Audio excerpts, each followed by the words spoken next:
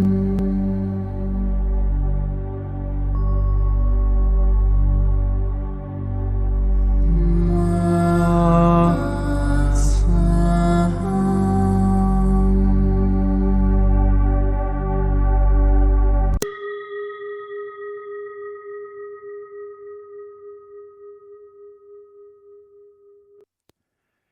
qui suit est la transcription d'un échange entre Mathias de Stefano, désigné ici comme moi, et son soi supérieur désigné comme je suis. Dans cette capsule, la voix masculine incarnera le moi, tandis que la voix féminine représentera le je suis. Cette conversation intitulée « Deuxième dimension » a été réalisée le 3 mars 2021. Hier, quand tu as dit que la conscience piscienne était comme un enfant sage, j'ai réfléchi à la façon dont les enfants comprennent le monde, à la façon dont nous apprenons à le reconnaître dès notre plus jeune âge, à travers le jeu, le divertissement, la découverte. Et ce qui m'émerveille encore plus, c'est que la plupart de ce que nous voyons quand nous sommes enfants n'est pas réel, mais imaginaire. En d'autres termes, lorsque nous observons les choses avec un esprit enfantin, tout est une histoire magique. Tout peut faire l'objet de l'imagination, de la création d'une histoire dans notre esprit. Je me souviens avoir vu des briques et avoir joué avec elles comme si c'était un château ou un vaisseau spatial. Je me souviens avoir vu un arbre et avoir pensé que c'était une ville et que les insectes y vivaient en faisant des choses incroyables. Je me souviens avoir eu l'impression que la lune me parlait et que chaque objet de ma maison avait sa propre vie et communiquait avec moi, de sorte que je n'étais jamais seul. Des serviettes, dans la salle de bain, à la table de la salle à manger. Le salon de la maison devenait les paysages du monde, et le canapé était un navire. Les crayons étaient des fusées spatiales, et le bord du trottoir dans la rue, avec ses dalles, pouvait être des falaises de planètes étranges, avec des géographies uniques. En grandissant, nous perdons généralement cette capacité d'imagination. Nous commençons à nous baser sur ce que nous savons du monde. Et une dalle, un canapé, une table, une lune, un arbre deviennent simplement une dalle, un canapé, une table, une lune et un arbre. Je trouve cela un peu triste. En réalité, tu continues à imaginer des choses, mais celles-ci commencent à se complexifier. Un enfant est en train d'apprendre la matière. Il vient d'arriver dans cette réalité, et par conséquent, sa conscience est capable de la modeler, car il continue à vivre dans le subtil. Mais, en expérimentant la matière, en jouant avec ses capacités métamorphiques, quand tu deviens adolescent, tu commences à modeler l'âme, l'énergie, et tu commences à utiliser ton imagination pour développer des options différentes de ce que tu vis, pour idéaliser les gens, pour nourrir tes illusions, en construisant des histoires émotionnelles. Tu connais déjà la matière. Elle ne t'enthousiasme plus. Maintenant, ce sont les personnes qui t'enthousiasment, ce que tu ressens pour elles, ce qu'elles provoquent en toi, le fait de tomber amoureux, de s'exciter, de fantasmer. Quand tu es adulte, que tu as plus de 28 ans et que tu as déjà rencontré beaucoup de personnes, que tu as déjà été en relation avec divers aspects de l'âme, que tu sais déjà ce que tout cela signifie, et l'âme ne vous enthousiasme plus. Vous perdez l'intérêt magique que vous aviez pour les gens et vous commencez à vous concentrer sur l'esprit, à avancer dans la vie, à avoir un but, et vous êtes enthousiasmé par la foi, la croyance, la philosophie, le pouvoir, le contrôle, l'intellectuel. Vous êtes enthousiasmé par ce que vous pouvez innover dans votre vie, réaliser avec vos projets, jusqu'à ce que tu sortes de l'esprit et que tu commences à vivre la vieillesse, en redevenant enthousiaste pour la matière, en reconnaissant que tu es en passe de la quitter. Et tu es enthousiasmé à l'idée de recommencer à jouer, de découvrir que tu peux faire de nouvelles choses, de connaître de nouveaux endroits, jusqu'à ce que tu sois à nouveau enthousiasmé par l'amour, les relations, le fait de ressentir quelque chose, pour terminer ta vie avec l'illusion d'imaginer ce qui se passera après quand tu seras parti. C'est donc comme si l'illusion et l'imagination ne quittaient jamais l'être humain. Elles se transforment simplement, passent d'un niveau à un autre. C'est juste que nous le vivons de manière séparée. comme si nous abandonnions ce qui précède. Le problème de l'être humain est qu'il considère le passé comme révolu. L'humain croit que s'il a déjà vécu quelque chose, cela ne sert plus à rien, comme si ce n'était pas un enregistrement de son expérience. Quand tu fais du vélo enfant, tu sauras toujours faire du vélo, quel que soit ton âge plus tard. Et peut-être que dans ta vie, tu ne remonteras plus jamais sur un vélo. Tu utiliseras peut-être des motos, des voitures, des avions. Et pourtant, cela ne signifie pas que tu ne pourras pas un jour prendre un vélo et en faire. Le concept humain selon lequel ce qui s'est passé appartient au passé et n'est plus utile, nécessaire, voire considéré comme enfantin pour être repris, ne fait que séparer les potentiels, vous limitant ainsi. Une personne ouverte à l'utilisation d'un vélo, d'une moto, d'une voiture, d'un bateau, d'un avion ou de tout autre moyen de transport est une personne qui s'épanouit, qui voit l'infinité des potentiels et des chemins que son être est capable de tracer, de créer et d'expérimenter. De la même manière, un adulte capable de se enthousiasmer de tout son cœur en tombant amoureux et en imaginant les possibilités infinies, en marchant dans un aéroport, en imaginant qu'il s'agit d'une autre planète et qu'il voyage entre les mondes et les dimensions avec des compagnons extraterrestres, tout en se nourrissant de cette imagination pour construire un projet social qui le rend enthousiaste, est un être multidimensionnel.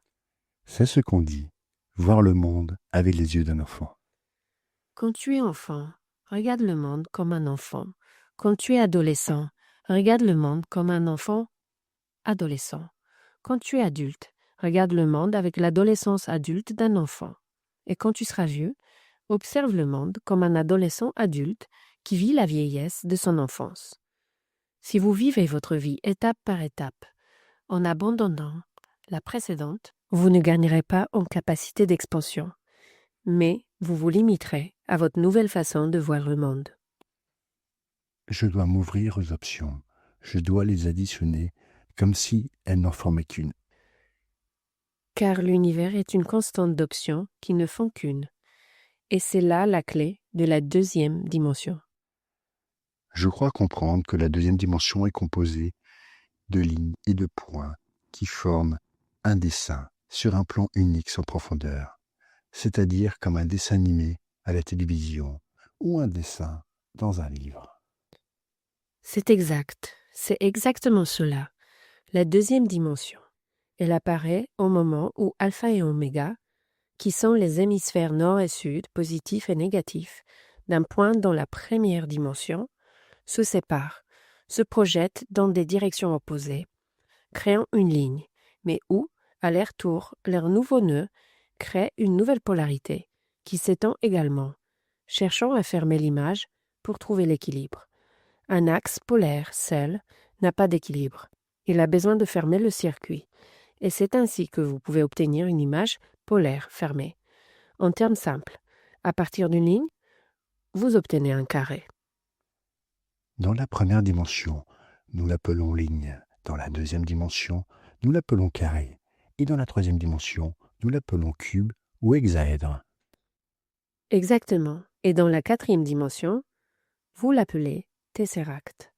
Dans la cinquième, convergence. Et dans la sixième, fondation. Dans la septième, manifestation. Dans la huitième, processus. Et dans la neuvième, réalisation.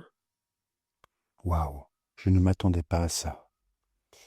Comme tu peux le voir, la première dimension est celle qui offre la plus grande liberté, car au-delà de sa polarisation, une ligne peut être utilisée pour la manifestation de tout autre type de figure, que ce soit un triangle pour créer un tétraèdre ou un pentagone pour créer un dodécaèdre.